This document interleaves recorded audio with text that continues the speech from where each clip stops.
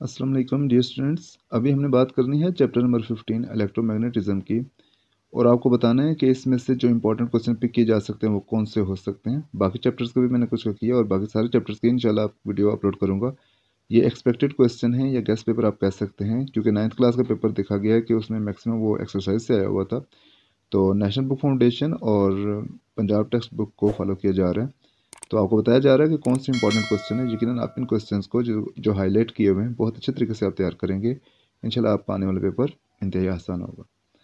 पहला क्वेश्चन हम कहते हैं कि जो इंपॉर्टेंट है वो ये है कि two parallel straight conductors carrying current in same direction attract each other, explain Y.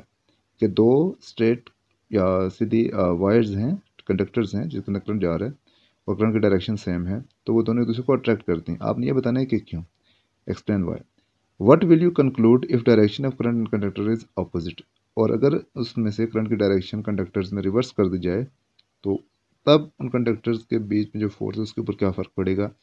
वैसे तो मैं आपको बता देता हूँ, जब सेम डायरेक्शन में होता है तो ऑब्वियस सी बात है वो अट्रैक्ट करते हैं, और अपोजिट डायरेक्शन में होते हैं तो वो रिपेल कर रहे होते हैं। ठीक है ना। ऐसे क्यों होता है ये आपने बताना है। ठीक है। इसके बाद अगर देखें तो इनमें से कोई इतना ज़्यादा इंपॉर्टेंट क्वेश्चन नहीं आपको नज़र आएगा। चले जाते हैं नेक्स्ट पेज के ऊपर, और नेक्स्ट पेज पे जब आप देखते हैं ये फर्स्ट क्वेश्चन है आपके पास, सिक्स क्वेश्चन है। Why output of a transformer is zero if DC voltage is applied on its primary coil. कि ट्रांसफार्मर की आउटपुट जीरो क्यों हो जाती है अगर उसकी डीसी कॉइल पे प्राइमरी कॉइल पे आप डीसी वोल्टेज अप्लाई करते हो। तो इसका आंसर भी आपने खुद ढूंढना है। वैसे ये आपको बता देता हूँ कि डीसी वोल्टेज जो होती है वो कांस्टेंट मैग्नेटिक फील्ड जनरेट करती है, और कांस्टेंट मैग्नेटिक फील्ड जो है वो सेकेंडरी कॉइल में कोई करंट इंड्यूस, कोई वोल्टेज, कोई ईएमएफ इंड्यूस नहीं कर सकती। इस वजह से हम डीसी वोल्टेज कनेक्ट नहीं करते, लेकिन आप इसको डिटेल में लिखना होगा। फिर क्वेश्चन नंबर 7 है, वो भी इंपॉर्टेंट है कि why are coils of transformer wound on iron core. कि ट्रांसफार्मर के जो कॉइल्स होती हैं प्राइमरी और सेकेंडरी उसको आयरन कोर के ऊपर क्यों बाउंड किया जाता है, क्यों लपेटा जाता है। ठीक है। अच्छा, इसमें बेसिकली होता है कि मैग्नेटिक फील्ड को डायरेक्शन देने के लिए, ताकि वो मैक्सिमम मैग्नेटिक फील्ड जो है वो सेकेंडरी कॉइल में से पास करके वहाँ पे ईएमएफ और करंट इंड्यूस करे। क्वेश्चन नंबर 8 है, वो भी इंपॉर्टेंट है। Why step up transmission is use for long distance transmission. ये इंपॉर्टेंट क्वेश्चन है। आपसे पूछा जा रहा है कि जब आपने पावर को लॉन्ग डिस्टेंस में ट्रांसमिट करना होता है तो वो हाई वोल्टेज यूज़ करते हो, ऐसा क्यों होता है। ठीक है। उसके बाद क्वेश्चन नंबर 10 है, ये भी इंपॉर्टेंट है कि in what way split ring commutator in DC motor differ from slip rings in AC motor और एसी जनरेटर इन वर्किंग। कि डीसी मोटर की बात करें तो वहाँ पे हम स्प्लिट रिंग का यूज़ करते हैं, एसी मोटर या एसी जनरेटर की बात करें तो वहाँ पे हम स्लिप रिंग्स का यूज़ करते हैं। इन दोनों के क्या डिफरेंस है, किस तरीके से काम करने के लिहाज से ये डिफर करते हैं, या इनमें डिस्टिंग्विश करने हैं आपने कि क्या दोनों में फ़र्क है वर्किंग के लिहाज से। कंप्रिहेंसिव क्वेश्चन की बात कर लेते हैं, और इसमें क्वेश्चन नंबर 2 जो है, व्हाट इज सोलेनाइड। सोलेनाइड क्या है। Discuss magnetic field due to current carrying solenoid, how can you find the direction of its field.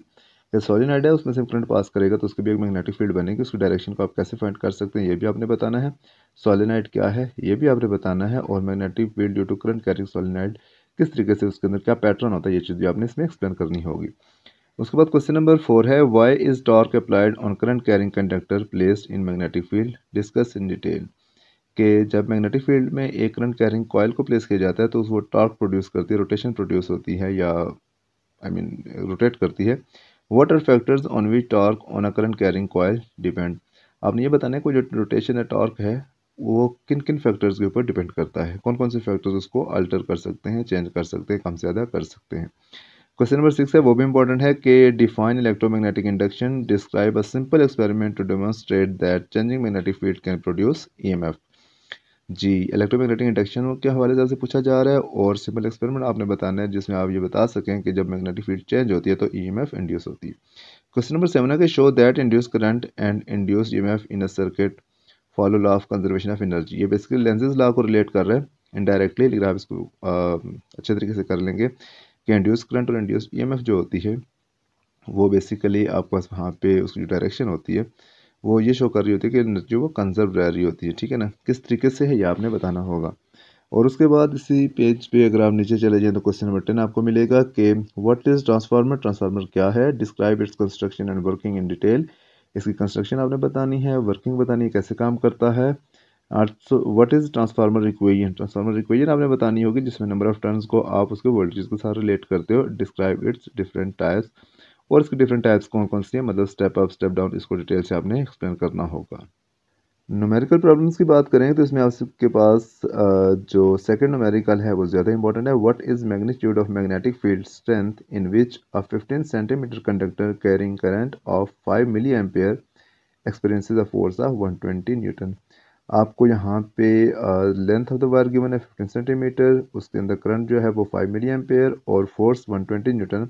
आपने क्या करना है, what is the magnitude of magnetic field strength? Magnetic field strength आपने B find करना है, और वो आप फार्मूले से फाइंड कर लेंगे। जैसे कि आपको पता है कि F is equal to I L B sine theta है, ठीक है ना। ओके जी, इसके बाद क्वेश्चन नंबर 5 जो है वो इम्पॉर्टेंट है कि a transformer steps up 115 volt AC into 345 volt AC. Transformer है जो 115 वोल्ट एसी को 345 एसी में उसको स्टेप अप कर रहा है। What is its turn ratio? If secondary coil has 420 turns, find the number of turns in the primary coil. जी, तो यहाँ पे ये कोला न्यूमेरिकल भी इंपॉर्टेंट है, आपने ये न्यूमेरिकल बहुत अच्छे तरीके से तैयार करने हैं। अभी हम बात कर लेते हैं पंजाब टेक्स्ट बुक की। तो उसमें से यहाँ पे चैप्टर 15 इलेक्ट्रोमैग्नेटिज्म में अगर आप बात करते हैं रिव्यू क्वेश्चन या कंप्रिहेंसिव क्वेश्चन की, तो इसमें 15.6 क्वेश्चन इंपॉर्टेंट है आपके पास, जो कि है what is an electric motor, explain the working principle of DC motor. उसके बाद 15.8 है कि what are the factors which affect the magnitude of the EMF induced in a circuit by a changing magnetic field. Factors आपने बताने हैं जो कि magnetic field EMF को अफेक्ट कर सकते हैं जब भी किसी कंडक्टर में मैग्नेटिक फील्ड के चेंज होने की वजह से करंट या ईएमएफ इंड्यूस होता है तब। 5.10 भी इंपॉर्टेंट है इसमें कि draw label diagram to illustrate the structure and working of AC generator. ठीक है, आपने लेबल डायग्राम बनानी है जिसमें आपने वर्किंग एक्सप्लेन करनी होगी और स्ट्रक्चर भी बताना होगा एसी जनरेटर का। 5.11 है कि what do you understand by the term mutual induction. Mutual induction जो है, म्यूचुअल इंडक्शन बहुत इंपॉर्टेंट है, उसको आपने बहुत अच्छे तरीके से लिखना होगा, समझना होगा। उसके बाद है क्वेश्चन नंबर 14 के why is the voltage use for the domestic supply much lower than the voltage at which the power is transmitted. जो हमारे घरों में वोल्टेज आती है वो बहुत कम होती है, और जिस वोल्टेज के ऊपर जिस वोल्टेज पे पावर को ट्रांसमिट किया जाता है वो बहुत हाई होती है। ये डिफरेंस ये किस वजह से होता है, क्यों रखा जाता है? और कंसेप्चुअल क्वेश्चन की बात करें तो आपके पास इसमें जो कंसेप्चुअल क्वेश्चन नंबर 15.5 है 6 है, ये इंपॉर्टेंट है कि what is the difference between a generator and a motor. और इसके ऊपर एक और क्वेश्चन भी है 15.2 जो कि है कि suppose you have a coil of wire and a bar magnet, describe how you could use them to generate an electric current. 15.2, उसके बाद 15.6 है what is the difference between generator and motor. और फिर लास्ट क्वेश्चन है जो कि बहुत important है कि आप लिखेंगे इसमें कि can a transformer operate on direct current, कि क्या ट्रांसफार्मर डायरेक्ट करंट के ऊपर ऑपरेट कर सकता है, मतलब डायरेक्ट करंट अगर अप्लाई किया जाए प्राइमरी पे तो क्या ट्रांसफार्मर की वर्किंग होगी, नॉर्मल होगी या नहीं, इसको आपको एक्सप्लेन करना होगा। अगर हम बात करें न्यूमेरिकल्स की, तो इसमें जो फर्स्ट न्यूमेरिकल है 15.1, a transformer is needed to convert a mains 240 volt supply into a 12 volt supply if there are 2000 turns on the primary coil then find the number of turns on the secondary coil.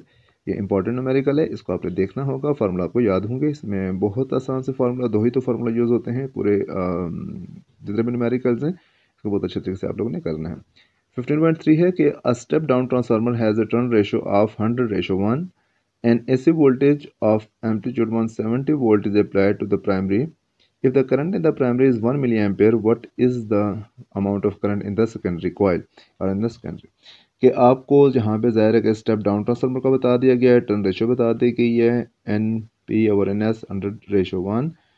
Voltage जो primary पे apply किया वो 170 volt है, और जो primary का current है वो 1 मिली एम्पेयर है। आपने क्या करना होगा कि सेकेंडरी का करंट फाइंड करना होगा, लेकिन सेकेंडरी का करंट फाइंड करने के लिए आपको पहले सेकेंडरी वोल्टेज फाइंड करनी पड़ेगी। तो ये कुछ इंपॉर्टेंट क्वेश्चन थे जो एक्सपेक्टेड क्वेश्चन हैं। गेस है मेरा कि इंशाल्लाह इनमें से कोई आएगा अगर बुक में से पिक किए जाते हैं। और 9th क्लास के चूँकि बुक में से मैक्सिमम पेपर बना है, तो आपका भी इंशाल्लाह पेपर बहुत अच्छा होने वाला है और वो बुक से ही मैक्सिमम बनेगा। ओके, अल्लाह हाफिज़।